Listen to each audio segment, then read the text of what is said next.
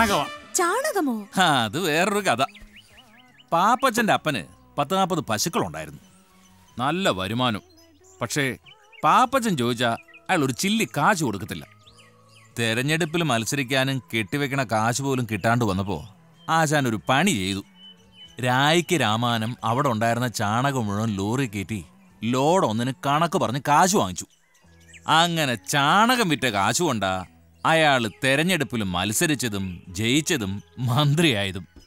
അതാ വിശ്വത്തിന് ഒരുണ്ട ചാണകം സമ്മാനമായിട്ട് കൊടുത്തയച്ചത്. ഇതൊക്കെ എഴുതാമോ? അല്ല, എന്താ ഇടയ്ക്ക് ഒരു ബോർഡിന്റെ കാര്യം പറഞ്ഞില്ലേ? ആ ദേ പുറത്തുണ്ട്. അത് നോക്കൂ.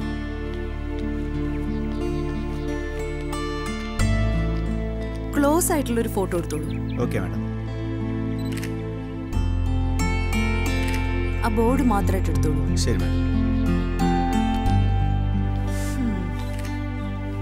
ഇത് പക്ഷേ ചേട്ടന്റെ സൗജന്യമാണെന്നല്ലേ തോന്നുള്ളൂ? വിശ്വം അവൻ അങ്ങനെയാ. ഒന്നിലും അവന്റെ പേര് വേണ്ട. നന്മകളേറെ നിറഞ്ഞ ആ ഗ്രാമത്തിലെ ഒരു കൂട്ടം ജനങ്ങൾക്കിടയിൽ വ്യത്യസ്തനായി ജീവിക്കുന്ന വിശ്വത്തെക്കുറിച്ച് ഞാൻ എഴുതി. കൂട്ടത്തിൽ വേറിട്ടൊരാൾ. വർഷങ്ങൾക്ക് മുമ്പ് ടെസ മാഡം വിശ്വത്തെക്കുറിച്ച് തയ്യാറാക്കിയ ഫീച്ചർ. കൂട്ടത്തിൽ വേറിട്ടൊരാൾ. ടൈറ്റിൽ കൊള്ളാം. ഇതിൽ നിന്ന് തന്നെ പ്രോഗ്രാം തുടങ്ങണമെന്ന് മാഡം പ്രത്യേകം പറഞ്ഞിരുന്നു. സാറിനെ വന്ന് കാണണമെന്നും പറഞ്ഞിരുന്നു. മാഡം ചെന്നൈയിൽ നിന്ന് എത്തിയോ? ഇല്ല, ഇന്ന് വൈകിട്ടെത്തും. ചാനലിൽ മാഡം നേരിട്ട് ആദ്യമായി അവതരിപ്പിക്കുന്ന ടോക്ക് ഷോയാണിത്. അതിന്റെ വിഷയം വിശ്വവും വിശ്വത്തിന്റെ മകൾ വിസ്മയമാകണമെന്നുള്ളത് മാഡത്തിന് നിർബന്ധമായിരുന്നു. അന്നത്തെ കാലത്ത് ഇതുപോലൊരു പത്രത്തിന്റെ വാരാന്ത്യ പതിപ്പിൽ ഇത്രയും ചെറിയൊരു വിഷയം? ശരിയാ.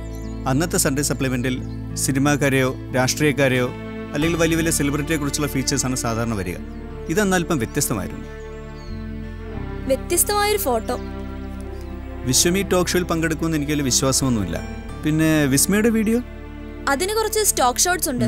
മാഡം തന്നെ തയ്യാറാക്കിയൊരു പ്രോഗ്രാം. ഒരു കുടിവെള്ള പ്രശ്നം.